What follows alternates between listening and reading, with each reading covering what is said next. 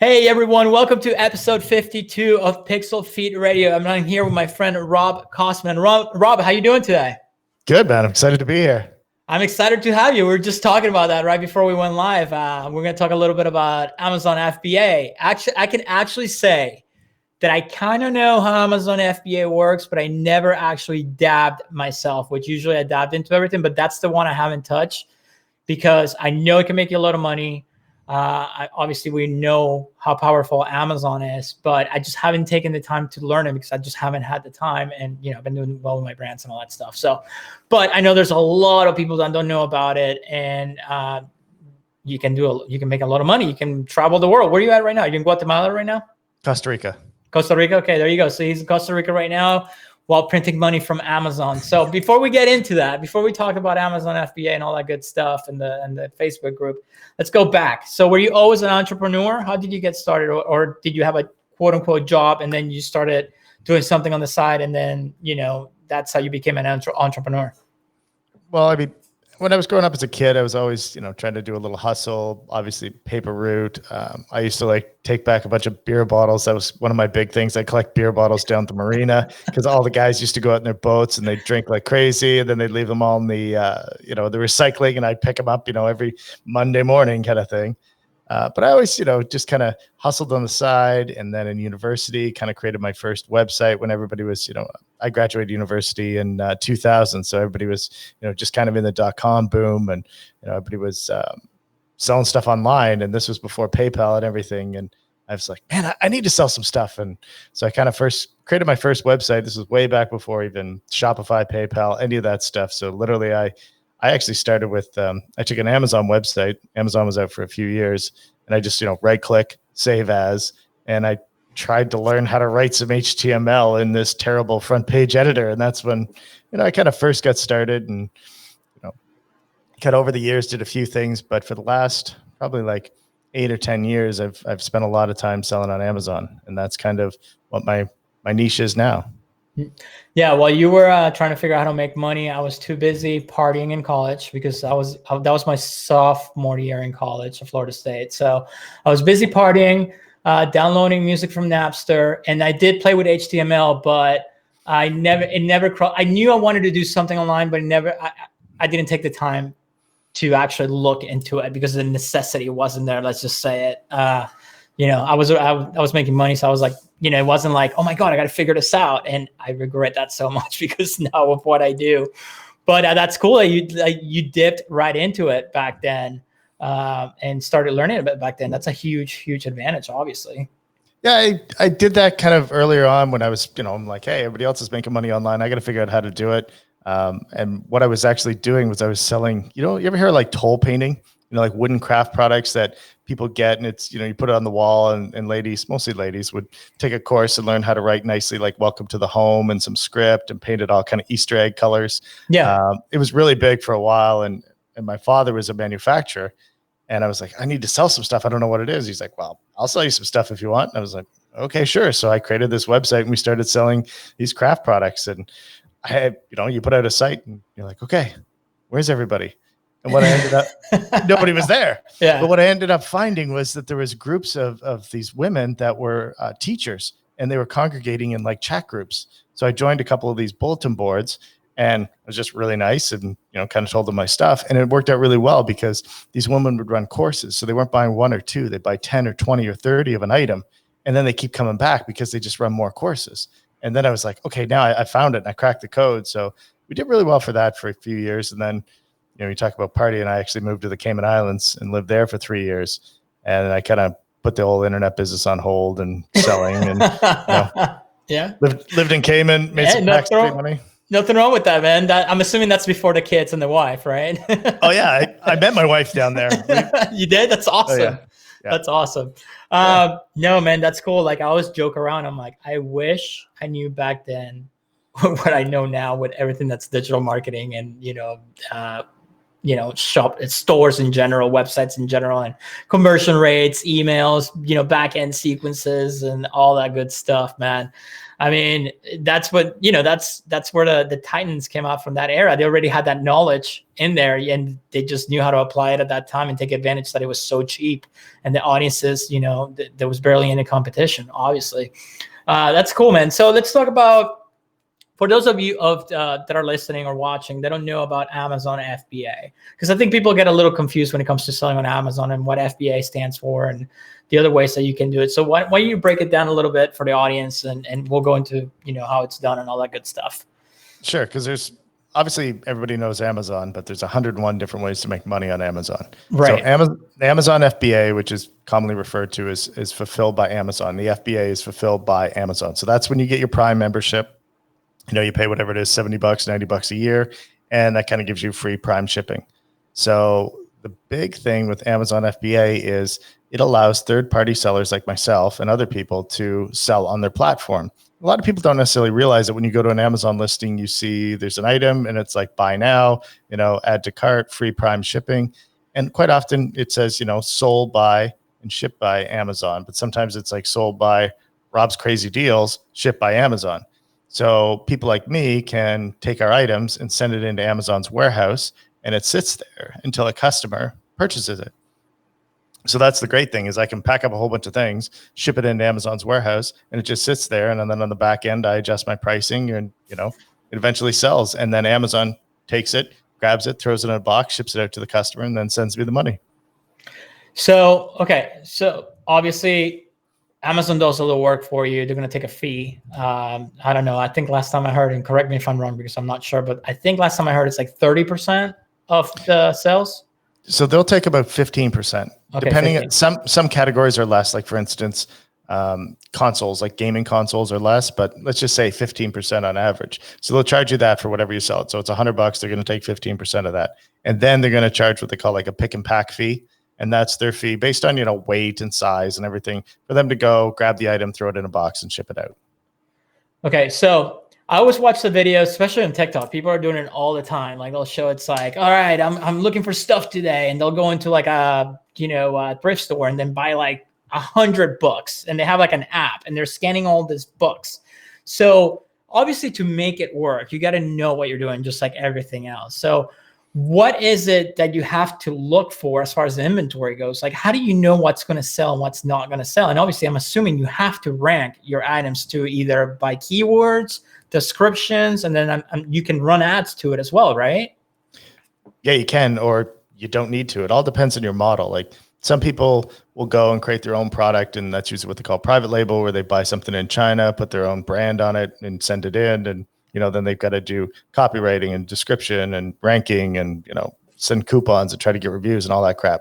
Then there's also what you were talking about, which is basically thrifting or retail arbitrage, which is you're going in store and you're finding items and you're selling them. So I do a lot of what I call online arbitrage, where I buy it from other websites and then sell the products. And I buy pretty much anything. So what happens is once you start to dig into it, there is so much data available with a few simple apps that you can make really good educated decisions right away and figure out how often it's going to sell, what the price point is, historically, what does it sell for, historically, how many do they probably sell a day, a month, a year.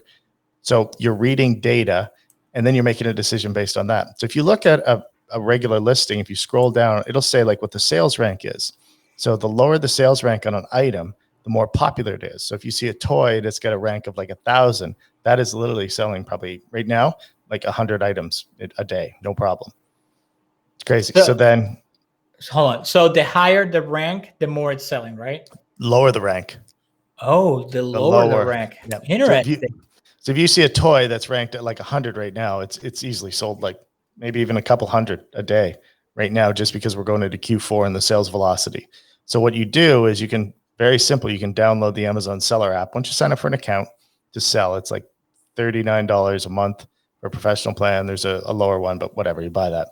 So then you download a free app, which is the Amazon app, and literally you go out and you scan barcodes of items, and it'll pull up a little bit of data and show you, okay, this is what here's the listing of the item, here's what it's selling for, and there's a fee calculator, and you can put in, here's my buy cost, and then it'll calculate right there on the screen what your profit would be.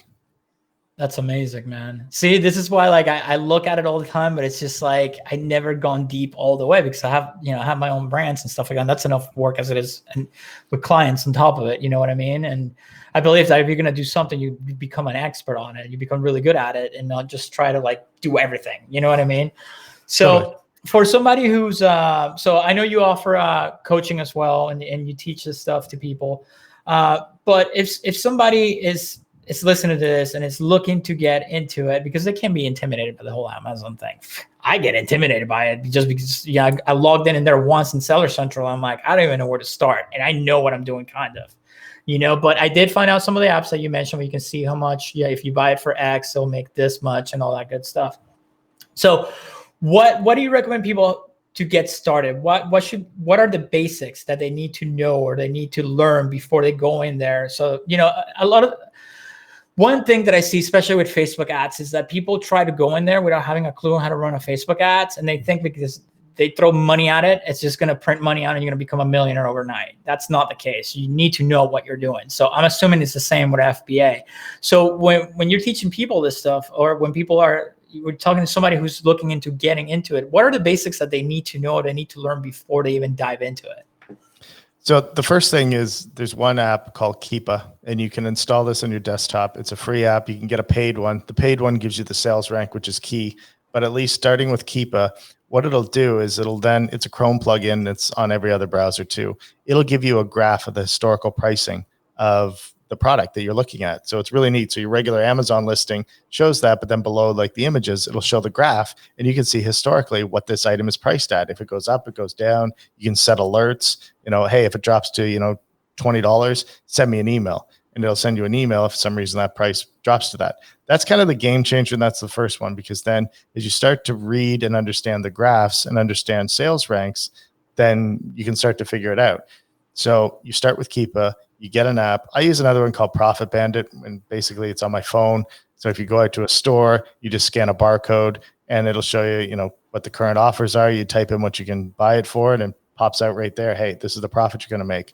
So what I suggest first starting out is just start looking at listings, get the Keepa app, and start understanding, okay, how often does this sell? Let me look at it. Let me look at the historical pricing. Is this item basically always at like a suggested retail?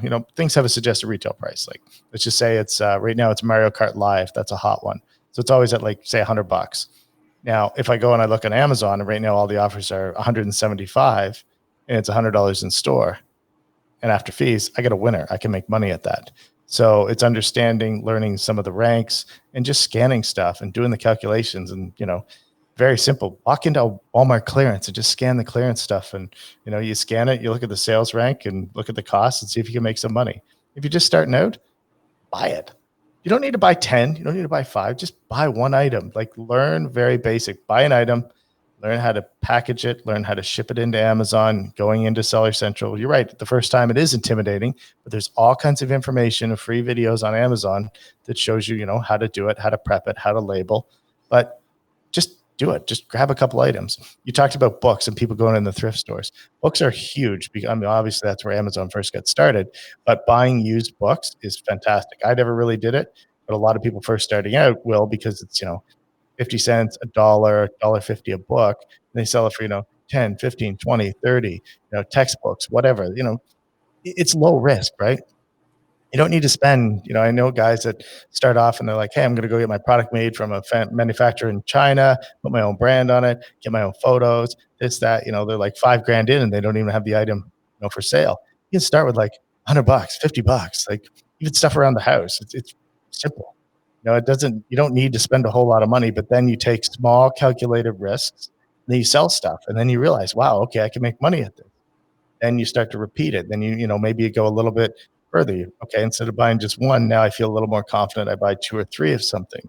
You're going to get burned and things will change and, it won't sell, or like stuff happens. But take small calculated risks to get going.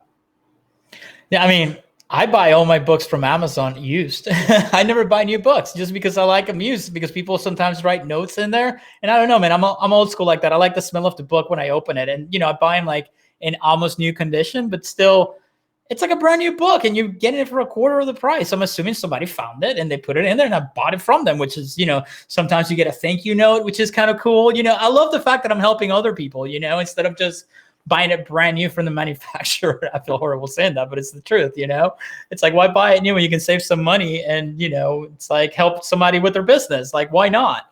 Oh, now, especially textbooks. Textbooks are massive. You can save so much money by buying your textbooks there. And guys make money because what they'll do is they'll buy them at the end of the semester and then hold them for a few months and, wait till the next school year and then sell them there. And I know guys that, they literally go to campus and put up ads and just buy textbooks from students. Obviously they got to pay like 20 or 30 bucks, but they're selling them for like $100. If you're willing to sit for a couple months, you make some really good money when textbook season rolls around. I didn't even think about that, man, when I was in college. Like, I remember paying like $300 for a fucking book just for one class. And now you can just go on Amazon and just get them used. Oh, man, that's a huge advantage.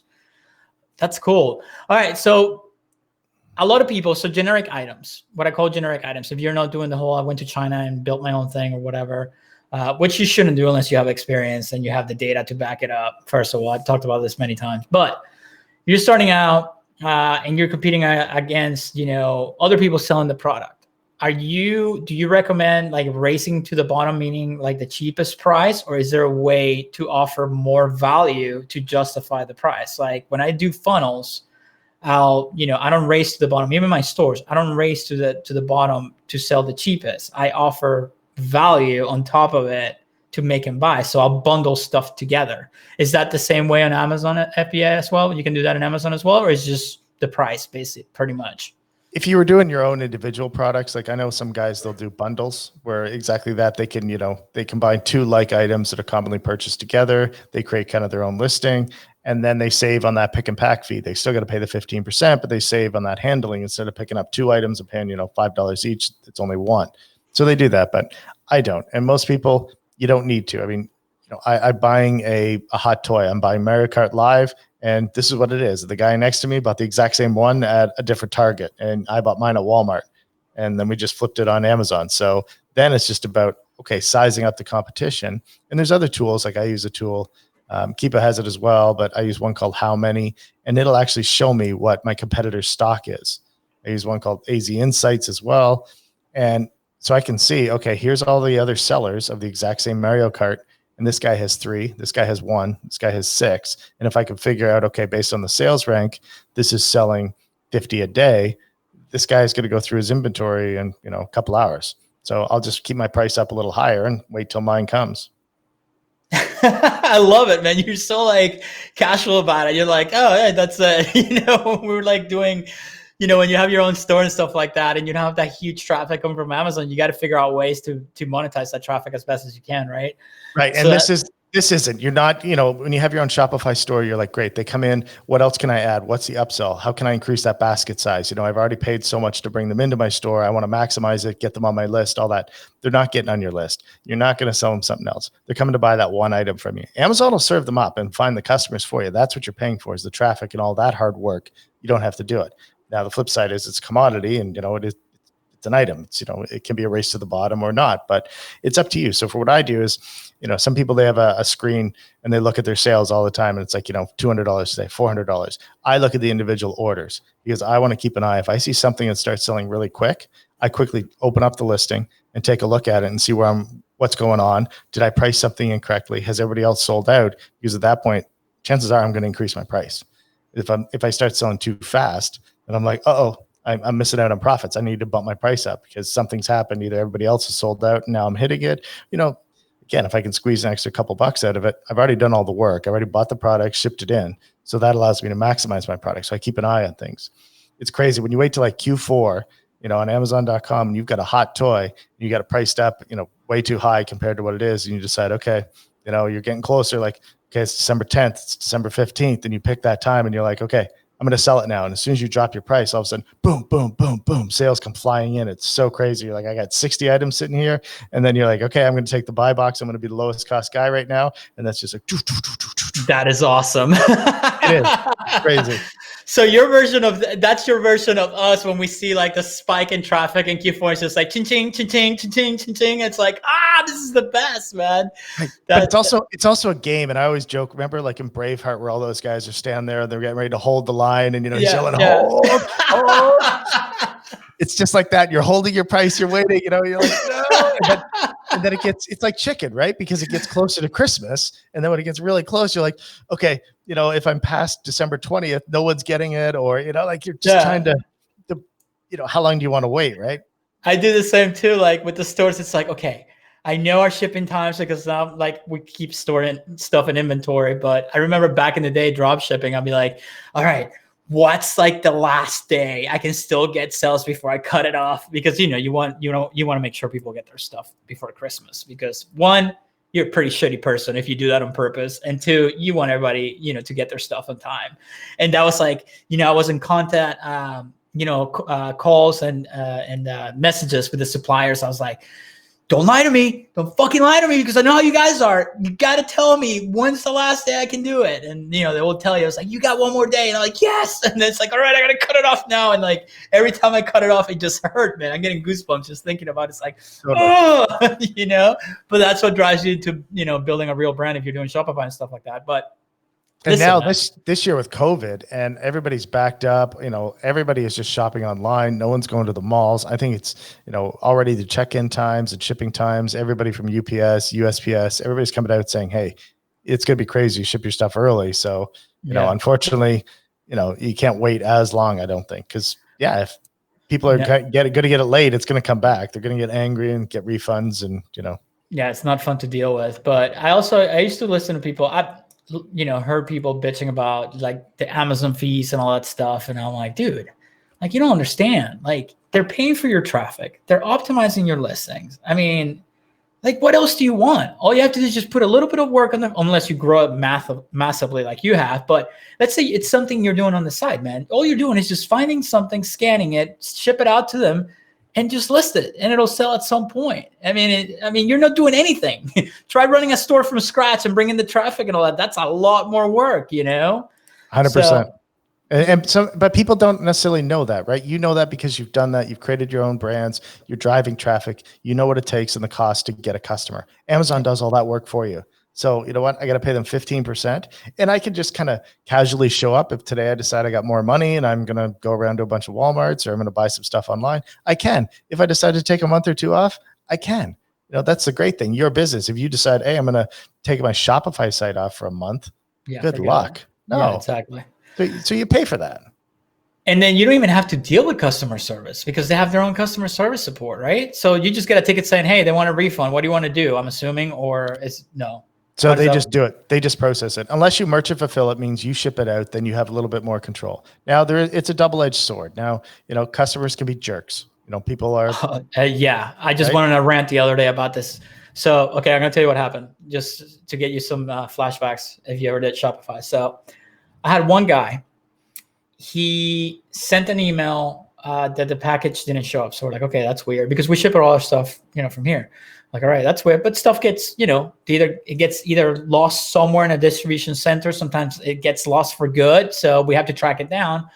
And sure enough, the package got held in one of the distribution centers in California. We were able to track it down. And he's like, hey, man, it's going to be delayed. And then the guy got pissed off. It's like, oh, this is crap. No, he was bitching about the delay. I explained to him a million times, like, listen, there's a delay. It's not our fault. USPS, blah, blah, blah. Gets the package. I don't like this. This is garbage. Well, I want to return it. You know what? Not a problem. Here's the link. Just go in there, upload a picture of the product, fill the it's all automated. Once you put your email, it fills everything out for you. We'll send you a prepaid shipping label. So all you have to just slap the label on it and send it back to us. Guy never sent it in, never responded to the email, never responded. 2 months go by, all right, of us, my team, trying to reach out to him. 5 different emails after that, trying to reach out to him to make sure, we get the package back so we can issue the refund. Never got back to us. One day I get the forward email from my customer service person, 1-star review. Sure enough, I pull up the review. Items garbage, took forever to get here. I tried to contact them to return. They never got back to me. Dude, I went into my personal email, took screenshots of everything, sent it back to him. I'm like, dude, what is this? Like, we did everything we could on our part, and then you go on our site and do this? Like, no. Now you're not getting a refund for sure. And I don't care what you say, because I don't give a shit if one, I have control over the review on the site, and good luck trying to leave one in Google. I don't care at this point.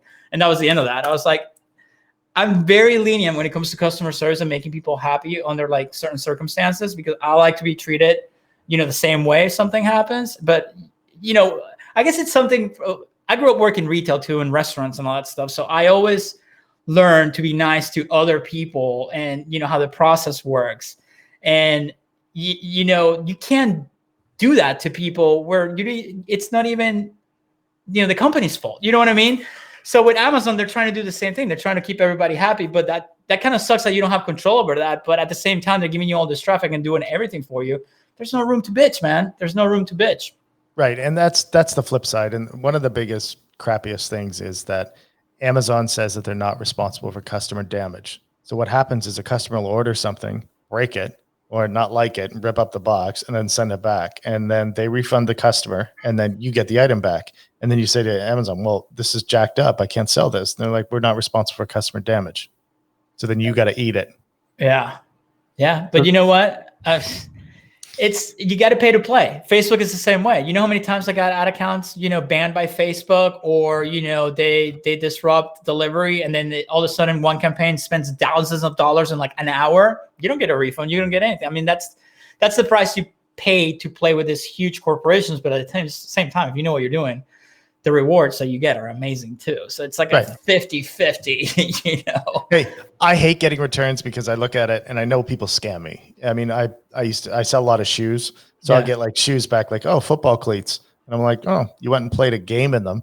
So you didn't like them, and then threw them back. Right? What am I going to do? So I have all my returns go to another service. I have two different guys. One guy opens reimbursements. The other guy will try to sell them used. So I never see them. And it's great because when I see them, I get angry and it annoys me. Yeah. And I know it's a cost of business, but when you see it and you're like, I know you're scamming me, like you're a jerk. And, if you don't see it, then, out of sight, out of mind. As long as somebody else is dealing with it, then they take the emotion out of it versus me. I get emotional when I see it, and a lot of people do. But again, it's just a cost of doing business. I do too, man. I get pissed off, even if it's something that doesn't cost me that much money. It's just the fact that I know you're trying to get away with something, and sometimes I tell my customer service guy, I'm like, it's not even worth the headache. Just refund. Just get rid of it. It's not even worth it. It's because I made the mistakes when I started a decade ago of being an asshole right back, and it came and bite me in the ass one time. So I learned my lesson. I was like, you know what?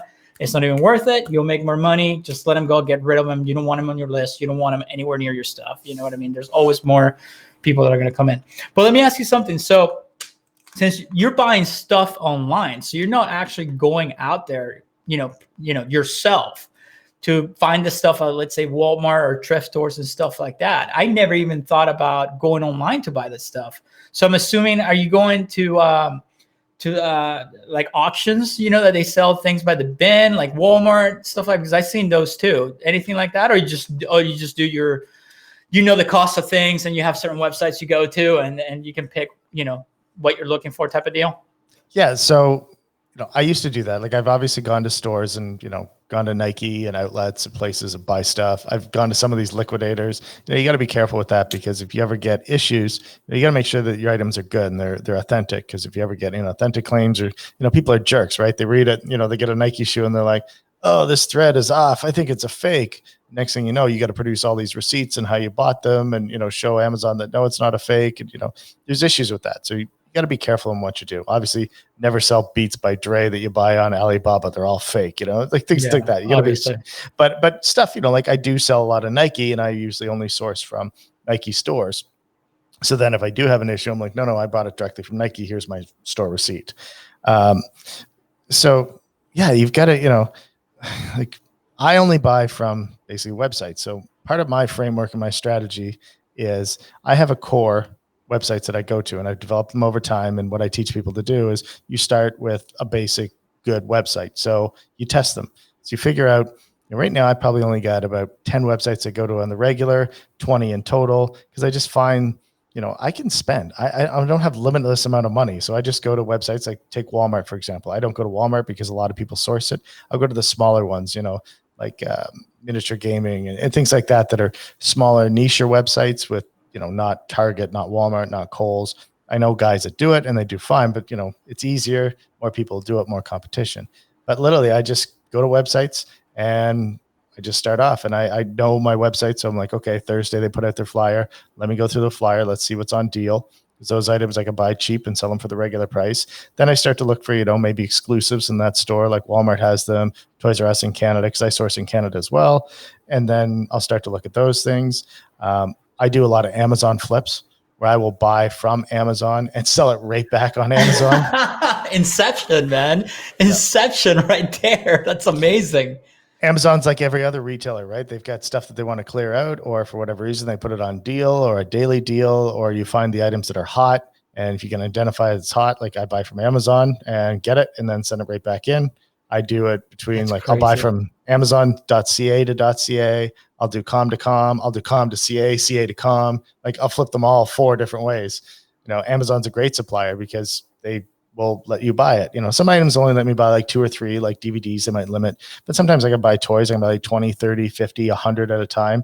And I buy it. And I'm, obviously I'm gambling that's going to be a hot item, or I know something that they don't, or it's, hard to find in this market. And I'll buy a whole bunch and then send it right back in and sell it at a higher price.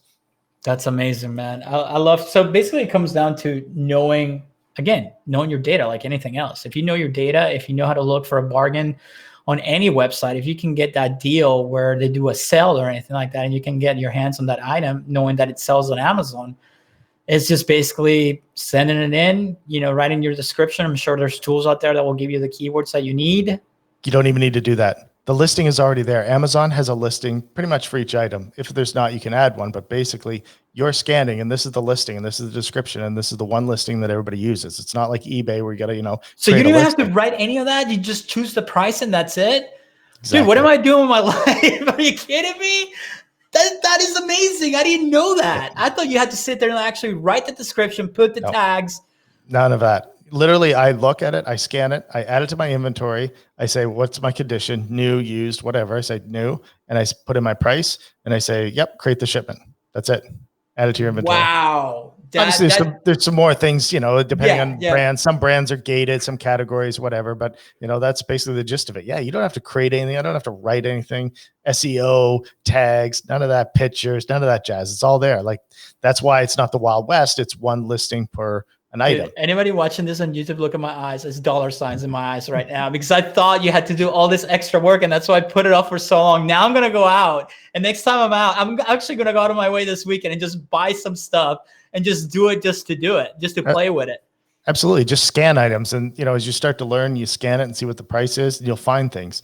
My strategies are kind of like 2 different things. Either you're buying something at a deal to sell it at kind of the everyday price, or you're buying something close to the everyday price and you're going to sell it above that everyday price. You're going to sell it above either because it's hard to find, because nobody's offering it, because it's you're guessing that Amazon, who normally sells it, is going to be out of stock, and when they sell it for $20, you'll be able to get $60 for it because it's a hot toy that everybody wants. There's all kinds of different strategies. So you take, the very easiest is obviously if you buy something really cheap and sell it for the normal price at Amazon or anybody else sells it for. Okay, that's easy.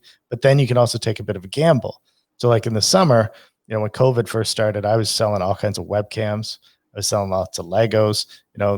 I didn't do it, but a lot of Bowflex weightlifting, that was really hard to find. Stuff when everybody went lockdown, they all wanted like trampolines, they wanted pools, they wanted Bowflexes, webcams.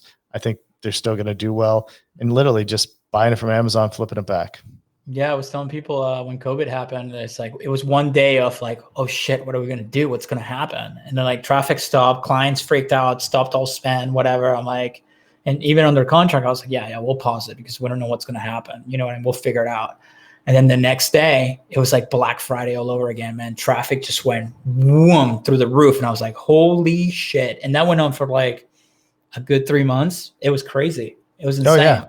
It was like Q4 brought up in March, April. Yeah, it was insane. So that's really cool, man. Now I feel like, when I first learned Facebook ads and selling online and stuff like that, I used to go to everybody. It's like, no, you don't understand. You got to learn this. It's so easy to make money, blah, blah, blah. But then after a while, you're just like, whatever. You don't tell anybody else because it's like, now it's a lot of work and takes you can't just throw an ad and get all these sales. So, but now I feel like telling kids that I see working a shitty job, it's like, dude, you can just go sell it on Amazon and get out of this shitty job paying you $5 an hour, That's because I get so excited about it. Just flipping stuff. But the problem, here's the other problem. It's capital heavy. And if you want to sell more, all you do is just buy more stuff. Right. Like if you sell, like, let's say you sell, $100,000 worth of stuff this year. If you want to sell $1 million next year, you totally can. Just go buy more stuff. That's the crazy thing. If you have a brick and mortar store and this, like, you're only going to get so many customers come in, only, X percentage is going to convert. The average basket size is going to be Y, unless I doubled the amount of foot traffic coming in or had another reason, but on Amazon, just buy more stuff. You can sell more stuff. And I it's easy to go from 100,000 to 1 million to 2 million to 3 million. If you have the capital, or you can take, loans and credit cards and whatever, just buy more stuff. But the cool thing about it is that you can start small and then build up. So even if you have a job or whatever, and just go out, buy 1 or 2 things, put them in there, and eventually they'll sell. Because like you said, you don't have to do any SEO or any of that crap. All you have to do is just look at the data, put the price competitive price on it, and eventually it'll sell. It's like, okay, cool. And then buy more stuff. Like you said, it's amazing, man. Listen, usually I know everything about all this stuff, but it's like I told you from the beginning, I never really dipped into it or looked into it. And I'm even more amazed now. I mean, it's just like my mind is blown. I'm like, I'm going to try it now just to try it because I love the idea of it. But there's so many different ways. Like I just threw out all kinds of things when we talked about used books. Like if you go thrifting, one thing I used to buy a lot of, remember like Guitar Hero? Yeah. Guitars. Yeah. Those things are money. You find them for like $4 or $5 at thrifting. As long as they work, you take it home, test it. It's like $60 used, $80 used. I don't know what the market is for them now, but people like that still. Like that's a very simple thing. There's all kinds. And then you start to evolve and you're like, okay, now I'm going to start buying stuff at the retail store. I'll buy stuff on discount. Then you start you're like, okay, now I'm going to buy stuff a little more aggressive. Like I was buying, and I still am, I'll buy Lego sets that I think are, Lego, for instance, they discontinue. So they'll print it for so long and then discontinues, and then the price starts to go up. There's an entire world about investing in Lego and everything. But so you just hold on. Yeah. Or you hear that, there's going to be a shortage, or this is really popular, and, there's only limited sets, and it's exclusive, to Lego, for instance. Then, you buy a couple of those and flip them and hold them. I know guys that have storage units absolutely full of Lego sets waiting for them to retire. And then once they retire, they immediately get, like 10, 20, 30% pop. And it's just a matter of how long you want to hold it for and kind of watch the trajectory of the prices. And, as the longer it goes, there's less supply out there. The people that have held it, some of the smaller toy stores have finally cleared out. So, 6 months down the road, you're like, great, I'm doubling the price. I love it, man. All right, we're running out of time, so I want to jump into this too. So you have the group. It's a pretty good sized group. Selling from the beach, Amazon FBA selling, and online selling community on Facebook. So obviously you had that for a while. People can go in there. I'm assuming just discussions about FBA. So if you want to learn, you can hop in there, right? Learn a little bit about it. So before we go, why don't we tell everybody where they can find you, man? Listen, you have blown my mind with some of this thing, and I thought I knew most of it. So I want to try it. I'm actually going to go out and buy some stuff and try it just to try it. It's so easy. It's such a low barrier to entry. And it's something that, you can dip in and dip out. As you said, like every time you go out, you start scanning some items and you find a deal. Who cares? 2 or 3 toys, throw them in your basket, check out, send it back in. Next thing you know, you get paid 2 weeks later. You're like, dude, this is awesome. Well, not right now because everything that's going on. My wife doesn't go shopping that often anymore. She buys online. But, when they drag you to the mall, now I have something to do. I'll be like, all right, I'll be scanning the whole store. You know what I mean? Trying to find something. I'll totally do that. Yeah. So my website's sellingfromthebeach.com. The Facebook group is just sellingfromthebeach.com/Facebook. That'll give you the redirect. And I post all kinds of stuff, things that are going on, things that are current. Some things are funny, there's lots of news. And then people that have problems and questions, they post them there. And it's good because you get a good mix of people, right? Like kind of crowdsourcing information and, help. But that's kind of where I hang out. I tell people all the time, I mean, some of my business partners I met in groups, like Facebook ads groups. So you never know, man. Join Rob's group if you want to get into this. You'll meet some cool people in there. There's always people helping in all these groups. And I don't know, you can change your life, just like that. So Rob, again, thank you so much, man. Everybody go check out the links in the description. If you want to learn this stuff one-on-one with Rob, with coaching and all that good stuff, go to his website. And then till next time, man, thank you so much. Appreciate it. Absolutely, man. Thanks for having me.